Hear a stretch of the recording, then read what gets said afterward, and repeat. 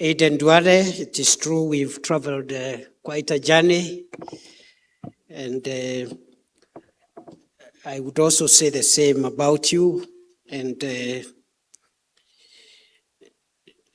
evidence is there to be seen, what you've done with the colleagues at the Ministry of Health to stabilize this very important sector. We needed a steady hand to help us navigate the issues in the health sector. Makofi kwa waziri wetu.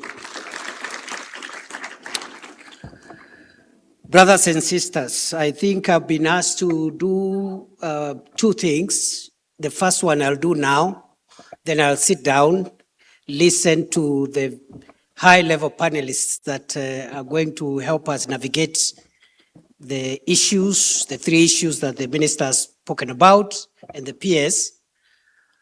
And after the panelists are done, I'll come back for a less than 10-minute summary of yesterday and today. How you are able to condense 2 days program in 10 minutes, only Duale knows, because that is the assignment he has given me. But I'll try my best to do that. So allow me first just to set the stage for our panelists by saying the following, that His Excellency the President yesterday, in the morning and in the evening in the town hall, set out the direction of our national health reforms and the progress that we have made together as national government and county governments working in concert. My task during this session is much narrower than the President's overview that he gave us yesterday. I have been asked to focus on execution, on what must happen for the reforms in this sector to deliver consistently to the people of Kenya. And for that purpose, I invite you to consider a simple delivery equation, which is the right health workers, the equipment, which have the right products and technologies, and also delivery of the right services at the right time. Effective implementation requires a coordinated approach. I don't want to overemphasize the need for coordination. And I want to salute our brothers and sisters in the Council of Governors. Governor Abdullahi, the chairperson, and your team, we are very, very blessed to have this cohort among the Council of Governors. Between you and your predecessor, Governor Waigoro, the former chairperson, you have given President William Ruto and those of us in this administration support and unequivocal cooperation that could not have been possible without the right leadership at the Council of Governors. Let us appreciate our governors. So that coordination, I've been blessed to be part of that delivery by virtue of my work as chair of IBEC, which is the Intergovernmental Budget and Economic Council of the Republic of Kenya. And I'm again, in that role, I have had the privilege of working with the colleagues, ministers, members of the cabinet, PSAs in the various sectors, but also I have had the privilege of a very supportive Council of Governors who have made my work very easy. Again, let us applaud each one of us. So this coordination and cooperation has been very, very present. And the need for us to continue in that manner into the future is because if one part of the equation fails, then the patient will feel that failure immediately. A trained healthcare worker without medicine cannot treat. Modern equipment without personnel or maintenance cannot provide health services. Financing cannot improve health if the facility is not ready to deliver care. Therefore, colleagues, brothers and sisters, the health system performance is therefore not just the total sum of individual programs. It is the reliability of the complete patient journey. We need one healthcare system with the citizens at the center. I'll be speaking to this a little more in my summary, because we need this health system must deliver to the people of Kenya. If we do everything else and the system is not serving the people, we will not have achieved the objective. County governments are central to the success of this reform agenda through the implementation of the universal health coverage, strengthening primary health care, because they control the facilities in this space, the health facilities, and they control the entire frontline implementation and service delivery, the CHPs, and also all the facilities up to level 5.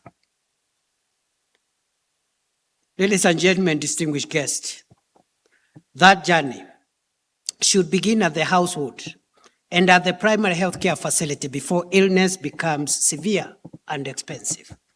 The primary healthcare fund, as we were told by His Excellency the President yesterday, has received 27 billion shillings, has paid out 23 billion shillings to more than 9,300 level 2 and level 3 facilities.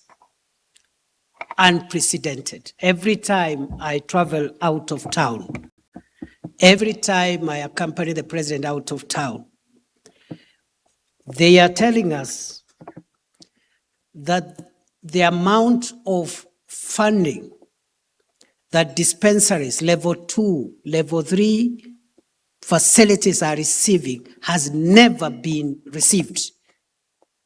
I went to a dispensary somewhere in Kericho, in Sigoit Soin, and the governor there, Eric Mutai, was with me.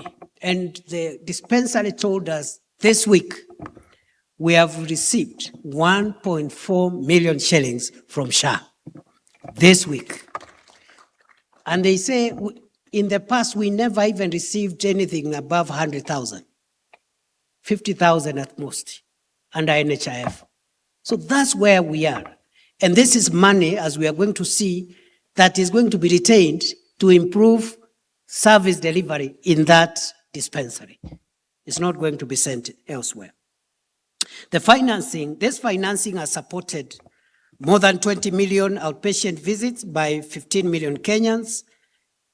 We have also increased primary care networks from 2 in 2022 to 278 hubs spread across the country. The fund is functioning.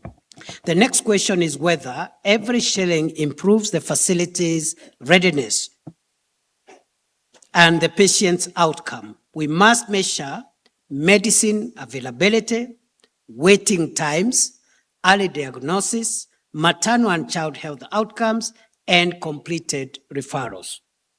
Primary health care must become the dependable front door of our health system, close to the people, capable of resolving most health needs, and connected to higher levels of care when timely referral is necessary. In that connection, it is important to note that we are improving, or we have improved how we respond to emergencies through the SHA 922 Lifeline and National Ambulance Dispatch Center. Kenya now has one national medical emergency number. One free call to this number connects a citizen to a trained dispatcher, an available ambulance, an appropriate facility and financing required for evacuation and the first 24 hours of emergency treatment. We must now make 922 dependable in every county so that we measure performance through calls that are timely answered, ambulance response that is timely so that it can save lives, appropriate referrals, and lives saved. In an emergency, geography and household income must not determine who survives. The same delivery discipline must guide the National Equipment Service Program, NESP. NESP is strengthening diagnostic imaging, theater, renal, laboratory, and other specialized services in county health facilities. His Excellency, the President gave us the statistics yesterday, what kind of equipment, the value, and the program is ongoing, and it's across the country. Again, unprecedented. But equipment delivery is not the same as a service delivered. Our concern must be whether the equipment is functioning, whether trained personnel and consumables are available, and whether patients are receiving timely services. More than 500,000 surgical procedures and over 50,000 cancer care services have been supported through SHIF, the Social Health Insurance Fund, and Emergency Chronic and Critical Illnesses Fund, ECCIF.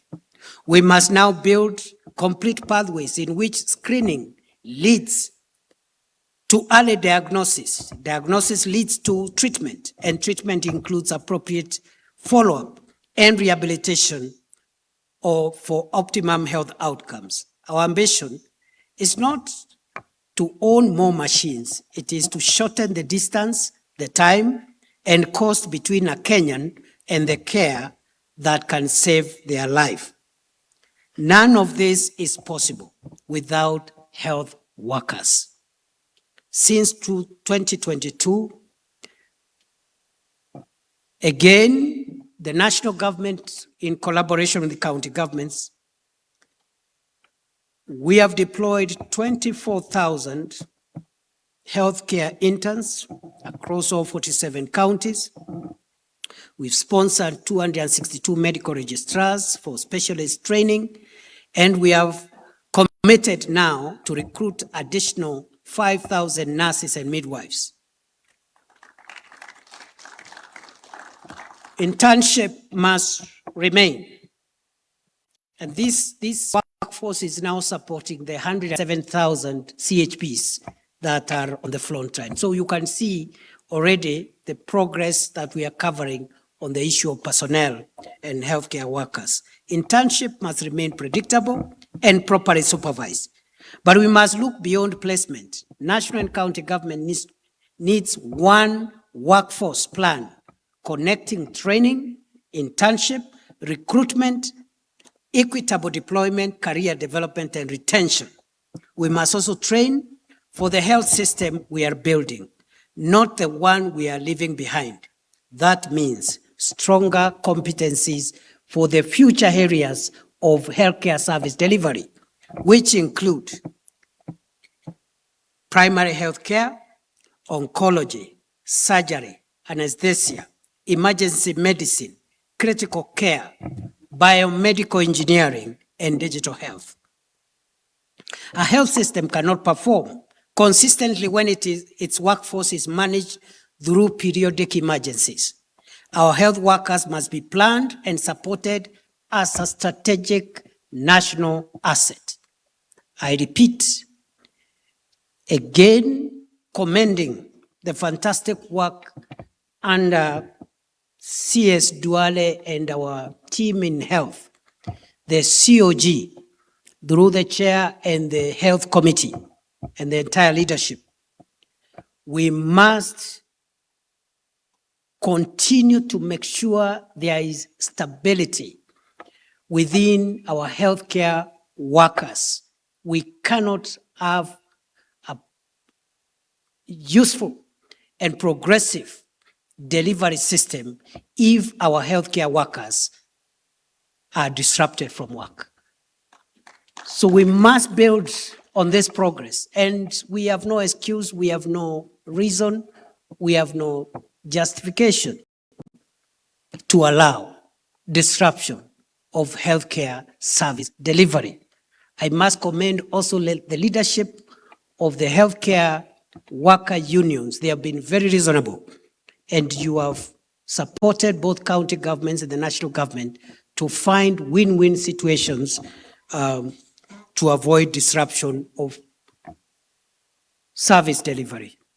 For the avoidance of doubt, we, the government of Kenya, national government and county governments, treat you, our healthcare service providers, as a strategic national asset.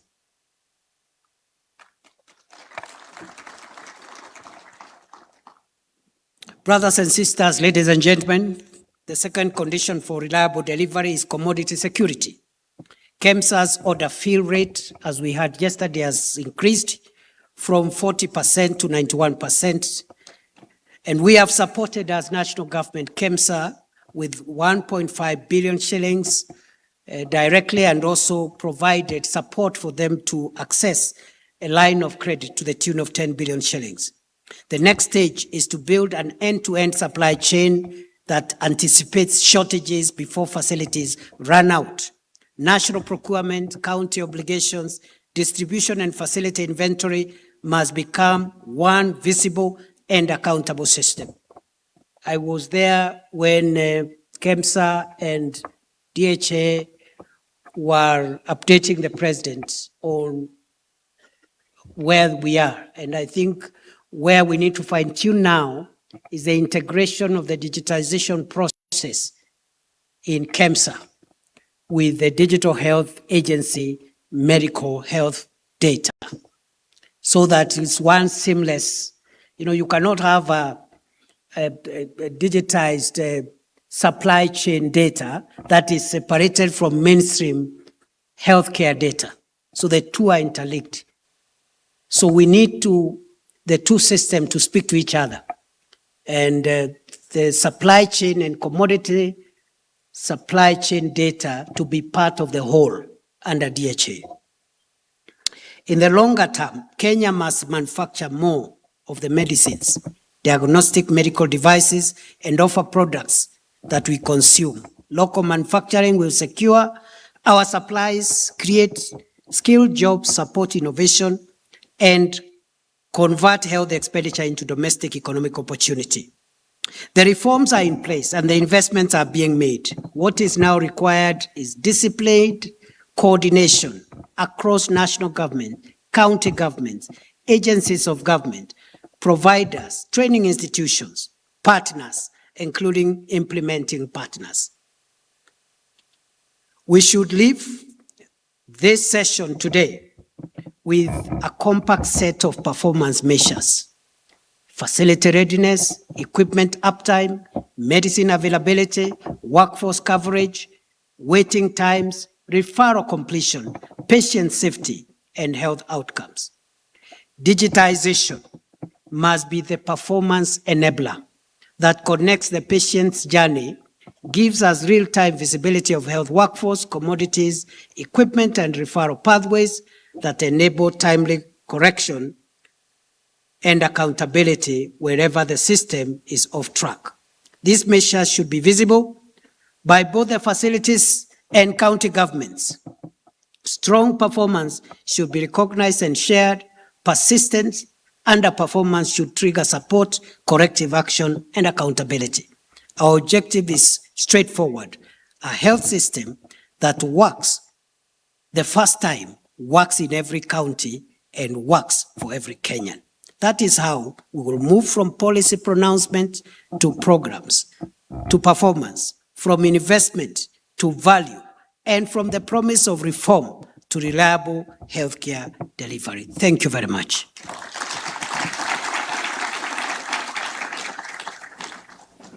I will be back with a summary which should not take more than 10 minutes. I just